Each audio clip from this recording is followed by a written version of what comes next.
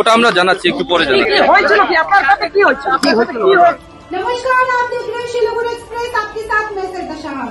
कल सिलीगुड़ी के सेवक रोड के पायल मोड़ पर लॉयर्स और ट्रैफिक पुलिस के बीच विवाद हो गया, जिसमें कई युवाओं ने एक सिविक वॉलंटियर को पीट कर कपड़े फाड़ दिए। वीडियो वायरल हुआ लेकिन तस्दीक नहीं। लॉयर्स का आरोप है कि वॉलंटियर ने अश्लील व्यवहार किया, जिस पर उन्होंने 4 घंटे रोड ब्लॉक किया, जिससे भारी ट्रैफिक जैम हुआ। पुलिस के आने पर भी स्थिति बिगड़ती रही।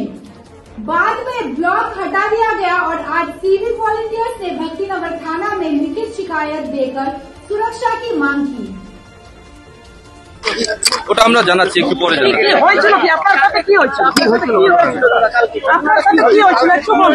আমরা একটু আইসি স্যারের সঙ্গে দেখা করতে চাই, এই জন্যই।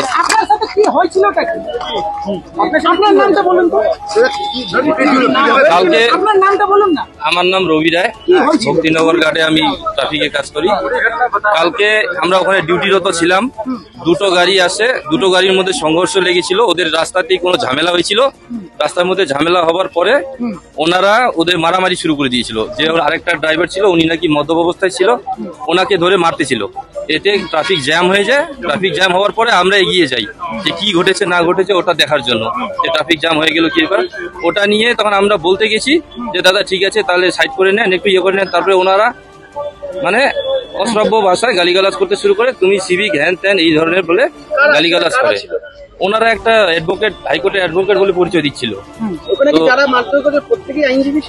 সেটা তো আমরা জানি না, আমরা জাস্ট ওরা অ্যাক্সিডেন্ট হয়েছে ওটা মানে ট্রাফিকটা নর্মাল করার জন্য গিয়েছিলাম আমরা।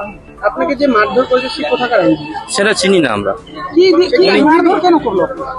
মারধর করলো, ওনাদের ব্যাপার হলো যে তোমরা সিভিক, তোমরা এখানে কি করতে আসো, তোমাদের কোনো দাম নাই, তোমাদের এখানে কোনো ডিউটি নাই, মেলায় টেলায় ডিউটি করবা তোমরা, খালি তোমাকে কে লাগাইছে ডিউটি। এখানে 4-5 জন ছিল ওনারা।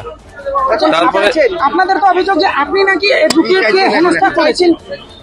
আমরা এখন আইসি স্যারের সঙ্গে দেখা করতে এসেছি কালকের ঘটনা নিয়ে। কালকে এফআইআর করা হয়েছে, ওটা জাস্ট শুধু আইসি স্যারের সঙ্গে আমরা দেখা করতে জানতে চাইছি। আচ্ছা, আপনার উপরে তো অভিযোগ যে আপনারা নাকি অ্যাডভোকেটকে হেনস্থা করেছেন। না, আমরা কোনো হেনস্থা করিনি ওনাকে। আমরা শুধু জাস্ট দুটো গাড়ির মধ্যে সংঘর্ষ লেগেছিল, ওটার জন্যই আমরা গিয়েছিলাম ওখানে। যে সংঘর্ষ লেগেছে ওটা ট্রাফিকটাকে নর্মাল করার জন্য গিয়েছিলাম। ওনাদের উদ্দেশ্য ছিল সিভিক বলে, সিভিকের উপরেই রাগ।